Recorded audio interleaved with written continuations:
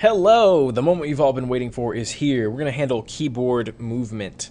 That means taking input from the keyboard and actually moving a player based on the arrow keys. So create a new document. So file, new, if my thing will actually load, make it ActionScript 3.0, you know the deal. And I'm going to save this as my name under my H drive. So my name dash keyboard, oops, if I can spell that, K-E-Y, board, movement 1. And then go ahead and save. First thing we want to do is rename this layer to actions. We'll make a new layer and probably put it on the bottom, and we'll call this player. On the player layer, I'm just going to use some kind of rectangle, maybe round the corners a little bit. The shape of this doesn't really matter as long as you just have a shape. So, God, that's hideous. I lied. I'm sorry. I'm a terrible person. So let's say no stroke, 15. There we go. F8 to turn it into a movie clip. I'm just going to call it player, and we want to give it an instance name of MC player. Okay, MC player. Once you have that, I'm just going to center it up to the center of the screen, and then we can go underneath our actions and actually begin. So we need to add an event listener. There are different types of listeners for keys being pressed. The one we're going to do right now is when you press a key down. So every time it detects that a key is down. So to our stage, I'm going to add an event listener for the keyboard event. Key down is what we're looking for. And you can look this up on the API, but I'm just going to call a function called key down listener. Okay, so listen for keys down. So then we need to make a function. So we'll say function. Let's just copy key down listener here so we make sure we spell it right. Paste it there. And we're expecting a keyboard event. So I'm just using E. And then the type will be void. So I can clean this up a bit. Don't worry about this import. You know the deal with that already. So now how do we get what key was actually pressed? If we just trace out key pressed, let's just do this for now,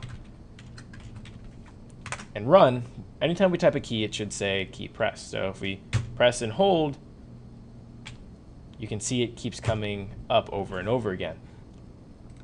So if we want to get the actual key pressed, we're not looking for just saying key pressed. That's where this E comes in. E is basically the event we pass in, and we can get information out of it. And the information we want is the key code. So we'll say e.key code. Save and run that. What this will do is every time we press down a key, it'll trace out a number related to that key.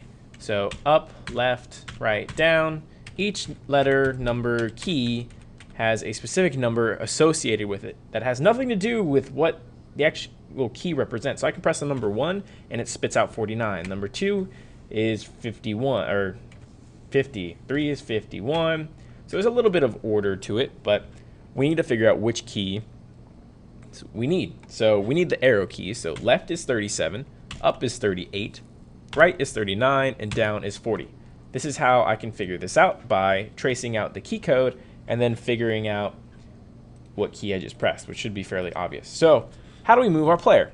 Well, so we're tracing out the key code. We'll say left is 37, so we'll just make a little note right there. So if e.keycode equals 37, then we want to do something to the left. So let's move our player.x minus minus. Okay, so minus minus is just moving it over by 1. You can say minus equals something else if you want it to move faster. Okay, so we can just do a bunch of different else statements. So say up, or actually let's handle these in order, whatever. You can put them in whatever order you want, but I'm just going to handle them in numerical order. So up is 38. So if, and you might want to copy some stuff from the top to make this go quicker, if e key code equals 38, then we're moving up. And how do we move up? We need to subtract from the player y, because remember, y top is 0. Top of the stage is 0. All right, so there's up. Let's handle right. So right is the key code 39. So if e.keycode equals 39, oops, let me put the right thing there. Then we want to move the player to the right. And when we have down, which is 40, if e.keycode equals 40, player.y plus plus, move them down. So now if we run, we have errors. Why do we have errors? What did I do? Oh, player, duh, I'm sorry. I said MC player. So replace that really quick and then run again. My bad, I zoned out. So MC player, and now when we press up, down, left, right, you can see our output is spitting out and our guy is actually moving. And if you hold it down, there's a slight delay and the guy moves kind of slow. So you can change the numbers around to make him go faster. But this is one way of getting your guy to move with the keyboard. But this is not the best way to move. This is actually a bad way. It's not very responsive. And if I say instead of minus minus, if I say minus equals 10, I'm just going to speed some of this stuff up. So instead of that, I'll say, and you don't have to do this minus equals 10 if you don't want to. Make sure the pluses actually say plus though, because it does have to go in the right direction. I'm just going to change it so you can see what I mean by this. If I run and I hold up on my keyboard, you can see how he jumps and then kind of there's a little bit of a delay before he starts going again. And that's because how keys register.